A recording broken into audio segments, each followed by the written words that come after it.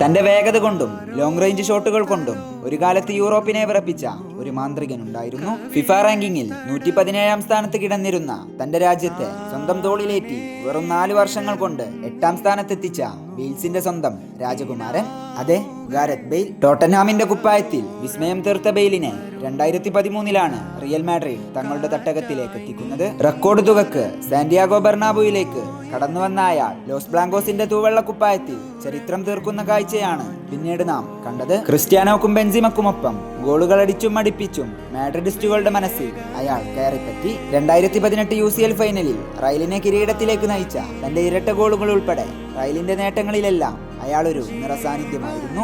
എന്നാൽ നിരന്തരം അയാളെ വേട്ടയാടിക്കൊണ്ടിരുന്ന പരിക്കുകൾ അയാളിലെ പ്രതിഭയെ ചോദ്യം ചെയ്യുവാൻ ആരംഭിച്ചിരുന്നു. അതോടെ റയലിൽ അയാളുടെ സ്ഥാനം പതിയെ സൈഡ് ബെഞ്ചിലായി മാറി.